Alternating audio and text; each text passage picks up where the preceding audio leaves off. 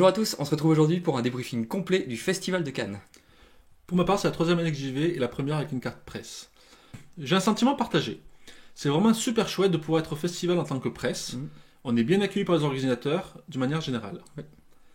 Mais j'ai quand même été un peu chatouillé par le traitement de certains distributeurs qui nous ont réservé. On nous invite à des temps de presse, donc pour nous c'est la première fois. Oui, c'est censé être dédié à la presse. Et on sait pas, en fait, personne nous accueille, personne nous explique le déroulement, donc du coup on se retrouve un peu comme des cons en plein milieu, et c'est assez dommage quoi. Donc, Ouais, c'est que c'était bizarre, on était là et on sait pas trop ce qui se passe, on sait pas trop ce qu'on doit faire et c'est tout. T'es là et puis tu fais ce que t'as à faire. C'était assez bizarre. ouais. Pour le coup. Bon, heureusement que certains nous ont bien accueillis, en particulier le distributeur BlackRock Games. C'est vrai. Peu importe que tu sois personne ou quelqu'un, en fait, ils prennent toujours le temps de t'expliquer, de te montrer leurs nouveautés et tout, donc c'était vraiment super cool. Donc c'est vraiment chouette. Le festival, c'est aussi une grande frustration, car tu n'as pas le temps de tout voir, de jouer à tout. Et ensuite, tu n'as pas le temps de voir toutes les personnes que tu voudrais voir. Donc je pense à William Lett qu'on devait se voir et du coup on n'a pas eu le temps, et à Nicolas de Graines de Créa. Donc c'est que partie remise et on se voit prochainement. On va commencer par nos coups de cœur, donc je vais te laisser dire le tien. Donc pour moi, c'est Cosmopolite. Donc c'est non. donc un jeu réalisé par Florent Toscano et Julien Portière avec d'autres chercheurs. Donc, édité par le jeu au plat. Dans ce jeu collaboratif et évolutif, vous allez devoir gérer un restaurant qui a la particularité d'accueillir des personnes qui parlent différentes langues, plus de 60. Vous allez devoir le servir en 6 minutes. Donc c'est une remasterisation du téléphone arabe qui est vraiment fun. Ouais. Alors moi, si je devais retenir qu'un seul jeu du Festival de Cannes, ce serait Northgard. Donc c'est un jeu adapté du jeu vidéo du même nom, qui en plus est français. Et j'ai trouvé ça vraiment super chouette. Donc c'est un jeu où tu contrôles un clan viking, et en fait chaque clan a une manière d'être joué en fait qui est un peu différent. Pour le jeu, donc c'est un mélange entre du genre 4X, donc Explore, Expand, Exploit and Extermine, si je le prononce bien en anglais, avec une touche de deck building. Donc c'était encore qu'un prototype, donc on a joué une version un peu démo light, il n'y avait pas toutes les fonctionnalités qu'il y aura dans le mode final. Mais déjà franchement c'était vraiment super cool. Donc il y a de l'affrontement entre joueurs, il y a aussi l'affrontement avec l'environnement, donc par le biais de monstres qui peuplent les différentes contrées du monde. Et aussi il y a l'hiver, donc c'était vraiment très très marrant parce que dans le Grand Nord, comme on le sait tous, l'hiver est très rugueux, donc si tu t'y prépares mal, en fait tu risques de perdre une grande partie de ta population.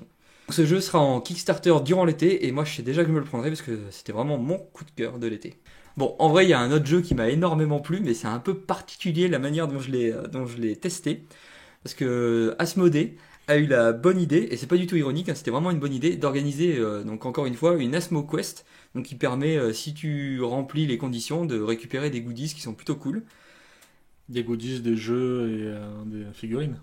Donc c'est un peu plus que des goodies. Alors déjà c'était bizarre parce que il fallait le savoir, j'ai l'impression que c'était un peu secret. Alors apparemment l'année dernière il y avait eu quelques soucis de stock, je crois qu'il y avait beaucoup de monde qui avait fait les Asmo Quest et du coup ils avaient eu un problème de stock. Bon bref, là cette année c'était un peu plus secret, fallait qu'on te le dise. Enfin moi j'étais pas du tout au courant au début. Et en fait heureusement qu'on a croisé quelqu'un qui nous a dit ah vous jouez à ce jeu mais vous savez qu'il est sur la Smoke Quest. Du coup voilà on est allé chercher notre petit billet. D'ailleurs c'était assez sélectif pour récupérer ce billet parce que c'était un par groupe et pas plus. Et puis normalement ce genre de mini jeu dans un festival c'est vraiment pour te faire découvrir un jeu, enfin sans prise de tête. Tu joues à un jeu, tu récupères un tampon et puis voilà c'est tout. Et là cette fois en fait ils ont eu l'idée de mettre des conditions pour obtenir ces tampons en plus de tester le jeu. Et c'est là que absolument tout se gâte. Genre pour Res Arcana qui a en plus gagné le jeu, la condition c'était gagner une partie.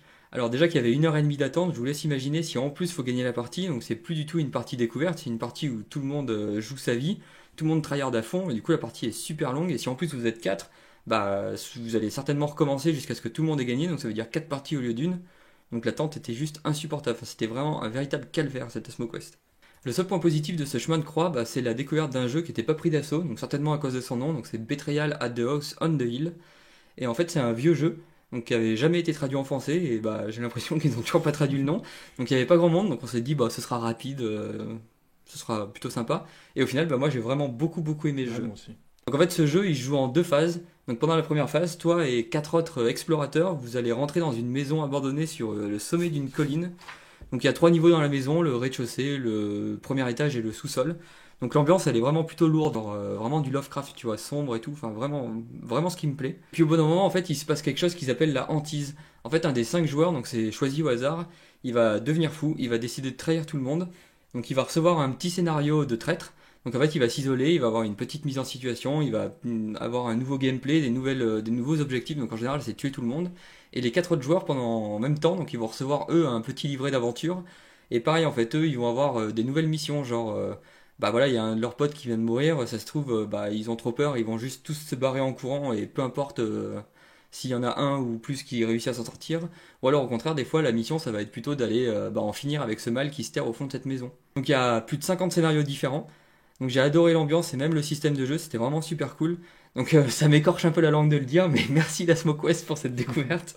Bon, après les récompenses pour avoir accompli cet Asmoquest, elles étaient plutôt cool. Donc on a eu le droit à des jeux, bon c'est pas trop ce qu'ils veulent, mais bon c'est toujours sympa. Et surtout on a eu le droit à des super figurines Small World, donc qui sont vraiment super belles.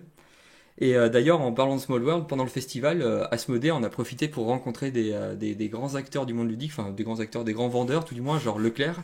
Et en fait, ils leur ont présenté, donc tous les fans de Blizzard le savent sûrement déjà, mais ils leur ont présenté leur prochain projet, donc c'est un Small World version Warcraft, alors qui devrait sortir donc, dans l'été, si je dis pas de bêtises.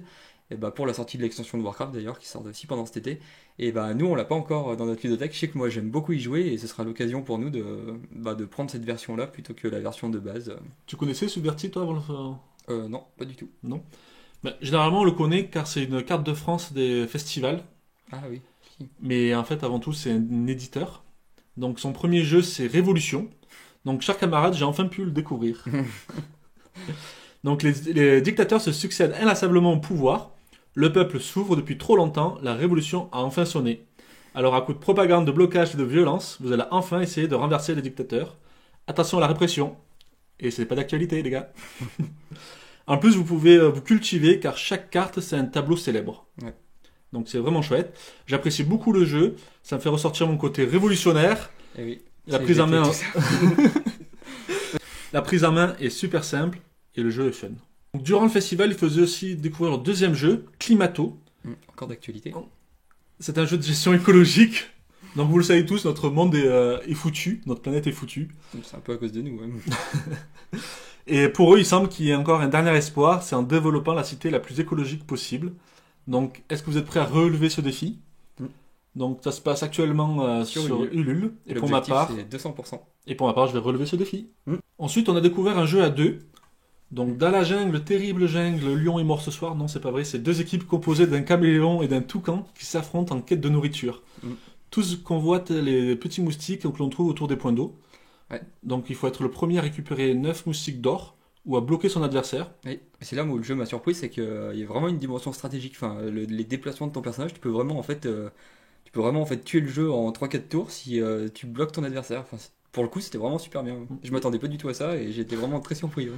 Et bien, dans le bon sens. Oui, carrément. Donc c'est un jeu malin et tactique. Il y a très beau matériel, c'est très bien illustré. Bien plus, c'est What's Missing. Donc vous aimez les jeux de dessin et d'imagination, ce jeu est fait pour vous. Vous allez devoir dessiner pour faire deviner une image. Mais au lieu de représenter cette image, il va falloir dessiner le contour. Ouais. Donc, qui peuvent aider à faire découvrir ce dessin. Mais si vous n'êtes pas doué en dessin comme moi, vous pourrez l'emporter. Autre jeu qui m'a bien plu et qui rappelle mon enfance. Donc, moi, j'y ai pas joué à celui-là. Ouais. Ben, en fait, tu te rappelles des dessins où il fallait relier les numéros, en fait ? Pour faire le dessin. Ouais. Pour faire le dessin. Ben, en fait, Blam propose une expérience ludique de ce genre. Donc, on va devoir relier des images qui représentent des objets. Et une fois relié, il va falloir identifier le dessin le plus vite possible. Ah, je vais peut-être ramener le coronavirus.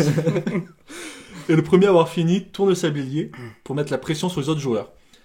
Ben, même si je suis vraiment pas doué, parce que je me suis fait laminer, je trouve l'idée vraiment fun. Et enfin, le dernier jeu qui m'a tapé dans l'œil, moi, c'est Malia Land of Legend. Alors, c'était encore qu'un prototype, mais qui était plutôt vraiment bien avancé, et j'ai vraiment aimé le concept.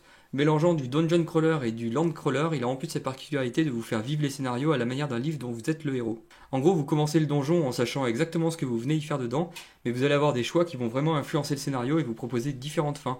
Vous allez plutôt pouvoir vous la jouer furtif en évitant les combats et en assassinant, ou alors vous la jouez vraiment brute de pomme, je rentre dedans, je m'en fous de la discrétion et je défonce tout. Mais à chaque fois, les choix que vous allez faire vont directement impacter la suite du scénario et même son issue. C'est un jeu vraiment très prometteur, moi que je suis impatient de kickstarter, et le Kickstarter devrait avoir lieu en juin. Après, donc, s'il y a eu des jeux qui nous ont vraiment surpris, il y a aussi, moi, des jeux qui m'ont vraiment laissé dubitatif, quoi. Je pense par exemple à Mysterium Park. Donc, c'était encore qu'un prototype, mais moi, j'ai trouvé ça vraiment brouillon et vraiment très fouillis, quoi. Ouais, mais je pense plutôt aussi que ce genre de jeu, les personnes qui sont autour de la table influencent beaucoup la partie, quoi. Ouais. Et si t'as une personne qui apprécie pas du tout et elle te gâche tout, et du coup, d'après le jeu, tu l'apprécies pas, quoi. Bon, en plus, on sortait quand même d'un autre jeu, moi, que j'ai trouvé vraiment très moyen, c'est Kitchen Rush. Donc pour vous présenter un peu le jeu, donc, il faut servir un maximum de plats en 4 minutes. Et en fait, tous ensemble, mais chacun vos plats.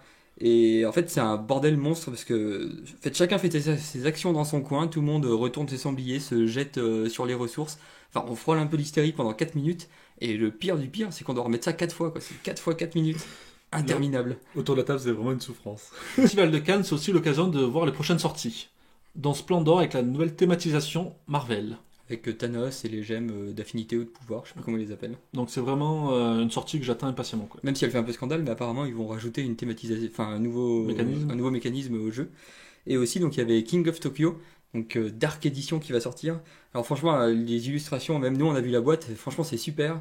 Et en plus ils vont apporter une nouvelle manière de gagner, donc ça s'appelle l'évolution, donc on n'en sait pas plus pour l'instant, mais enfin on va surveiller ça de très près. Et... Voilà, c'est fini. Bon bah j'espère que la vidéo vous aura plu.